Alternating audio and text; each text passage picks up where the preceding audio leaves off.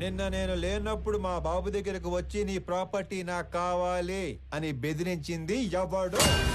నేనే నేనే నేనే నేనే కంగారు పడి కమిట్ అయిపోకుండా రోయ్. ఇప్పుడు నేను ఒక రౌండ్ వేసుకుంటాను. ఆ తర్వాత ఇదే ఫ్లోలో నేను కాదు నేను కాదు నేను కాదు అంటారు. కాబట్టి చెప్పేటప్పుడు ఒక్కసారి ఆలోచించి చెప్పండి. తర్వాత కొట్టేటప్పుడు నేను అస్సలు ఆలోచించను. అసలు నువ్వు ఎవడి ఏరియాకి వచ్చి రౌండ్ వేసుకుంటానంటున్నావురా నిన్ను?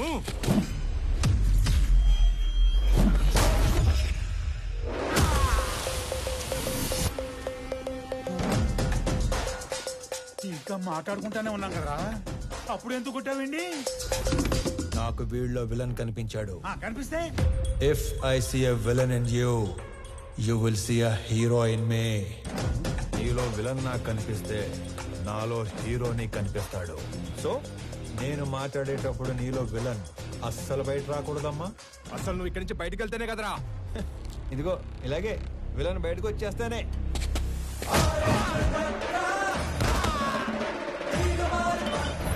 ఇలా హీరో చేస్తాడు. అదిగో నీలో కూడా విలన్ బయటకు వచ్చేసాడు.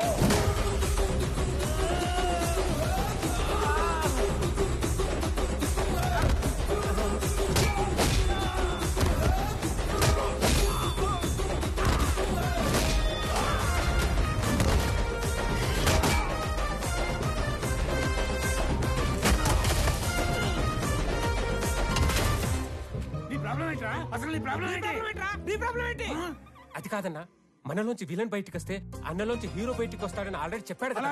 సైలెంట్ గా ఉండమంటావా? ఇదే ఈ కోపం తగ్గించుకొని సైలెంట్ గా మాట్లాడితే అన్న చాగంటి కోటేశ్వరలాగా చక్కగా సమాధానాలు చెప్తాడు.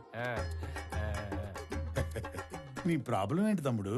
అమ్మ పళ్ళు తెమ్మంది. మరి ఫ్రూట్ షాప్ కి వెళ్ళాలి కదా. నిన్నెవడు ఇంటికి వచ్చి పళ్ళు గట్టిగా నూరాడంట. ఆడి పళ్ళు తెమ్మంది. అలా పళ్ళు నూరితేనే పళ్ళు రాలిపోతాయని చెప్పింది అక్కడ. నువ్వు ఇంకొంచెం అటు తిరుగు. అసలు నీ సమస్య ఏంటి తమ్ముడు? నాకింకా పెళ్లి కాలేదు. ఇంట్లోనేమో సంబంధాలు చూస్తున్నారు. అందాక నేను పంపమంటావా? నీకు ఆ బిజినెస్ కూడా ఉందా? అసలు నన్ను ఏమనుకుంటాడు వాడు? నన్ను ఏమనుకుంటాను అసలు? హ్యాపీయా? సల్లారిందా? ఇలా దగ్గరుకున్నాడు ఏంటన్నా నీడు? నా జీవితంలో ఇంత క్లారిటీ ఉన్న వ్యక్తిని నేను ఎప్పుడు చూడలేదు. నీకోసం అడగడం సరిగ్గా రాక అన్న మీ దగ్గర పెట్టుపో నవ్వో. ఇంకొంచెం అటు తిరుగు. తమ్ముడు అన్నయ్య. నేను ఎవరినో బెదిరించానన్నావు. రోజు 10 మందిని బెదిరిస్తుంటాం. అందులో మీ నాన్న ఎవరు నాకు ఎలా తెలుస్తుంది నానా? ఒక్క సెకండ్.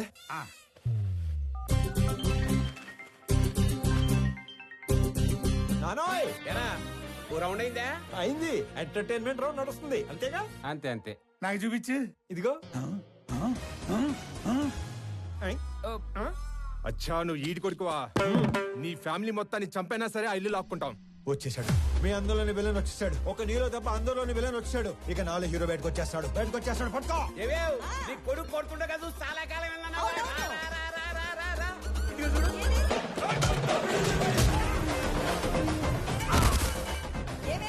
మీ అన్నయ్య కొట్టడం చూసి చాలా కాలం అయిందన్నావుగా.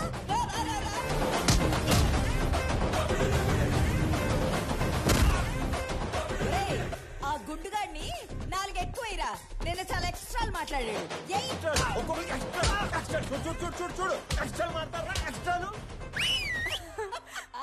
మీరు ఊరుకోండమ్మా. ఇలా పిల్లని రెచ్చగొడుతున్నారు. మాకేమైనా అయిందంటే ఆరోగ్యశ్రీ కార్డులు కూడా లేవు తెలుసా? మరి అలాంటప్పుడు ఆర్జు ఎందుకు పెట్టుకున్నావు? ఆడసలే తేడాగాడు. ఆడే రెచ్చగొడతాడు, ఆడే కొడతాడు. ఏం చేస్తాం? మా టైం బాగాలే పెట్టుకున్నాం. అమ్మో టైం అంటే గుర్తుకొచ్చింది. ఒరే ఆఫీస్కి వెళ్ళవా? టైం అయింది. మర్చిపోయాను. అదొకటి ఉంది కదా. ఇంకో చిన్న వార్నింగ్ ఇచ్చి బయలుదేరతానే. మా నాన్న ఒకటే చెప్పాడు. ఏమని? ఏదైనా గొడవ వస్తే అస్సలు ఆలోచించకుండా ఎరగదీసేమన్నాడు. నేను కామన్ మ్యాన్ కదా, ఇది సరిపోద్దిగా. సరిపోయింది. నవ్వుతూ చెప్పు. సరిపోయింది. ఇంకో సరిపోయిందిగా. Good bye. ఇందాక అమ్మకి వార్నింగ్ ఇస్తానన్నాను గానీ నాకు ఈ డైలాగులే చెప్పి భయపెట్టడం పెద్దగా రాదు. Just imagine. ఫస్ట్ టైం కాబట్టి సైలెన్సర్ పట్టుకొచ్చా. మళ్ళీ ఇదే రిపీట్ అయితే ఈసారి సైలెన్సర్ కాదు కత్తి పట్టుకొస్తా. సైలెన్సర్ తో దెబ్బ పడ్డ ప్రతి చోట కత్తితో వేటు పడిందనుకో.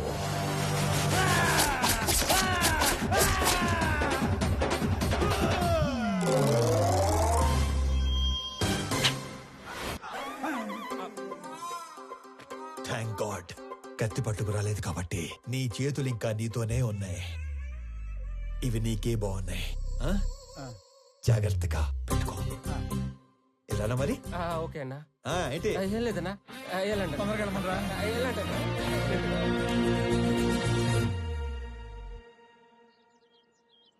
ఆనంద్ ఎక్కడా? రెడీ అవుతున్నాడు.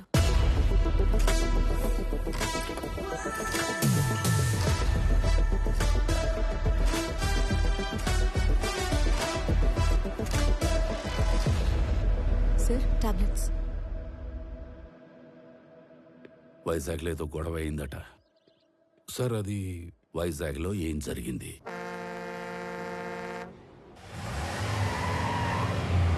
హైదరాబాద్ నుంచి సర్వే చేసేలాగా సర్వేలెన్స్ పెట్టించాను. ఆల్రెడీ లైన్స్ తీసుకున్నాం సార్. కనెక్ట్ చేయడం ఒకటే బ్యాలెన్స్. మీరు ఒకసారి వెరిఫై చేస్తే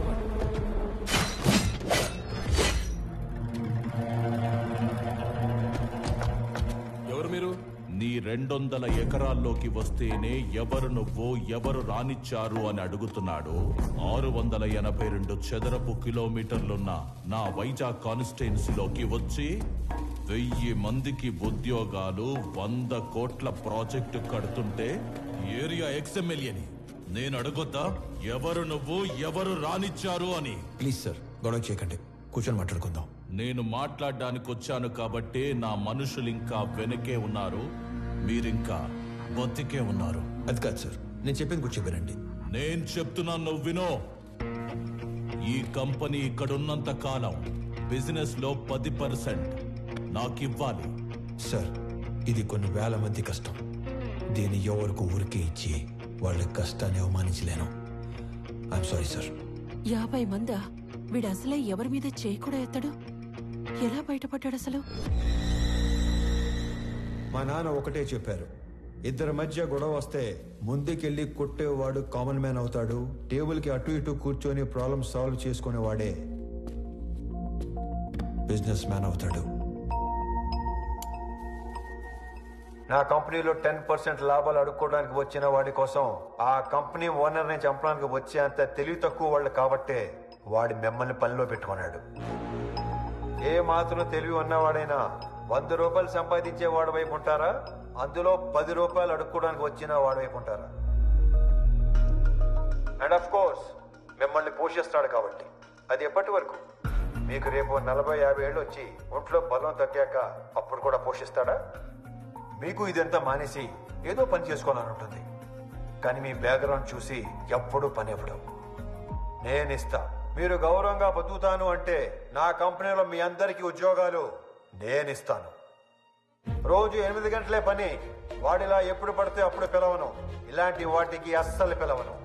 60 ఏళ్ళ దాకా పని, దాటాక పెన్షన్. చచ్చేదాకా ఎవ్వడి మీద డిపెండ్ అవ్వక్కర్లేదు. నా కంపెనీకి డెలివరీ బాయ్స్ కావాలి. ఈ ఏరియాలో అణువు తెలిసిన మీకంటే క్వాలిఫైడ్ ఇంకెవరుంటారు? ఆలోచించుకోండి. నాతో కలిసి పని చేయాలనుకుంటే మీలో ఉన్న రౌడీని చంపి నాతో రండి. కాదు, వాడి కిందే పని చేద్దాం అనుకుంటే నన్ను చంపి లోపలికి వెళ్ళండి. వాడేంటో కథలు చెప్తుంటే వింటారేంట్రా? ఏసేయండ్రా.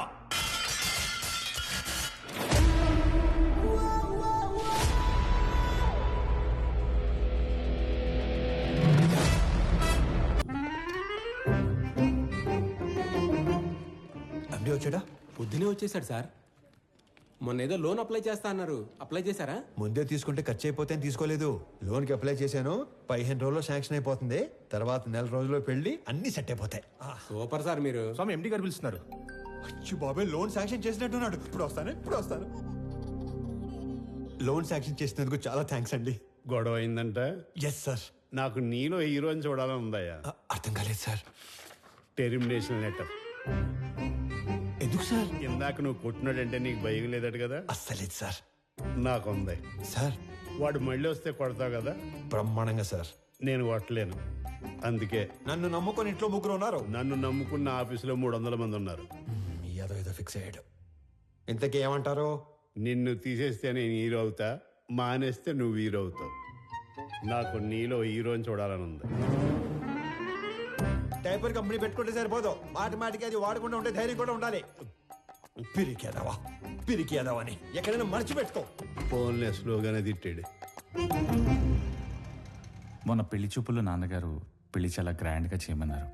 సడన్గా అనేసరికి మీరు ప్రిపేర్ అయ్యారో లేదో అని, మీకేం అభ్యంతరం లేకపోతే మా ఇంట్లో తెలియకుండా నేనే డబ్బులు ఇస్తాను. అయ్యయ్యో ఏం పర్వాలేదు, మా వాడు అన్ని అరేంజ్మెంట్స్ చేసేసాడు. పెళ్లి అద్భుతంగా చేసే బాధ్యత మాది. ఆల్రెడీ చేశారా? ఉంటానండి. అలాగే, మంచిదే. అలాగే బాబు. పిలుస్తాను బాబు. అంతోకేనా? ఏంటో పెళ్లి ఎరగదీస్తామని చెప్పాను. ఆఫీస్కి వస్తే వాళ్ళు కూడా ఇరగదీస్తాం అన్నారు. ఎందుకు? ఉద్యోగం దొబ్బింది. మరి ఇప్పుడు ఏం చేద్దాం? ఏం చేయలేం. మా మేనేజర్తో మాట్లాడాను. ప్రస్తుతానికి జాబ్ ఏమీ లేదు. ఒకవేళ జాబ్ ఉన్నా కూడా 6 నెలలు పే స్లిప్ ఉంటుంది. సోదాపి సొల్యూషన్ ఏదైనా ఉంటే చెప్పు. ఓ నెల తిరిగేసరికల్లా జాబ్ తెచ్చుకుని ఆ శాలరీ అమౌంట్ ఏదో నీ అకౌంట్లో పడితే తప్ప నీకు లోన్ శాంక్షన్ చేయను అంటున్నాడు. మనలో అనమాట. ఈ ఉద్యోగం లేనోడికి 10 లక్షలు లోన్ అంటే కష్టమే కదనే. నెల రోజుల్లో ఉద్యోగం అంటే సార్, మీ తర్వాత ఆనంద్ బాబు సీఈఓ అయితే బాగుంటుంది సార్. సంజయ్, ఆనంద్కి అసలు సీఈఓ అవ్వాలని లేదు. నువ్వు కొత్తగా అలాంటివి పెట్టకమ్మా. అయినా అన్నయ్య మా అబ్బాయిని సీఈఓ చేయాలని అమెరికా పంపించి ఎంబీఏ చదివిస్తున్నాడు. ఏమన్నయ్య? అంటే ఆనంద్ బాబు ఖచ్చితంగా మన కంపెనీకి విక్రమే సీఏ అవుతాడు బాబాయ్. ఇంతకీ ఎప్పుడు వస్తాడు అమెరికా నుంచి? అన్నయ్య నువ్వు అనుమను పొద్దున కల్లా ఇక్కడ ఉంటాడు. అమ్మాయి ఎలా ఉంది? చాలా బాగుందానా? She's beautiful. వాళ్ళ నాన్నతో మాట్లాడినా ఏమంటావు? నానా అది కాదురా, నాకున్నదే 2 నెలలు. నీ పెళ్లి చూడకుండానే వెళ్ళిపోమంటావా? అది కాదు నానా, నెల రోజులు మీ బర్త్డే వస్తుంది. ఆ రోజు కల్లా వైజాగ్ ఫ్యాక్టరీలో 1000 మందికి ఉద్యోగాలు ఇవ్వాలి. ఆ 1000 మంది ఫ్యామిలీస్ లో హ్యాపీనెస్ మీకు ఇచ్చే బర్త్డే గిఫ్ట్. అదేగా మాట్లాడుకుందాం. సరే, నీ ఇష్టం. వేసుకోండి. నెల రోజుల్లో 1000 ఉద్యోగాలు అయినట్టే. Hello, first time? అవును సార్. So many times.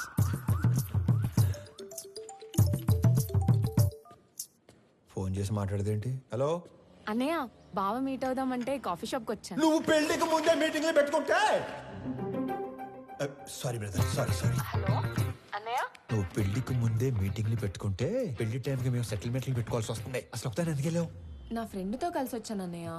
అయినా నువ్వు కూడా వస్తావేమోనని కాల్ చేశాను. నేను ఒక ఇంటర్వ్యూకి వచ్చాను, అయ్యాక వస్తాను. ఫోన్ పెట్టి. మిమ్మల్ని ఇంతకుముందు ఉద్యోగంలోంచి ఎందుకు తీసేశారు? Excuse me sir. హలో, నేను ఇంకా ఇంటర్వ్యూలోనే ఉన్నాను, అయ్యాక చేస్తానని చెప్పాను కదా. మిస్టర్ సిస్టర్, ఇంతకు ముందు ఉద్యోగంలోంచి ఎందుకు తీసేశారు? సారీ సార్, కట్టేస్తాను. ఎందుకే ఇంతకు ముందు ఉద్యోగంలో తీసేశారు? సార్, మీరు హెచ్ఆర్ గా మానేసి డిటెక్టివ్ గా జాయిన్ అయితే చాలా బ్రైట్ ఫ్యూచర్ ఉంటుంది. చూసింది చాలు, నిజమే. ఈ వీడి తొక్కలు వచ్చాడు.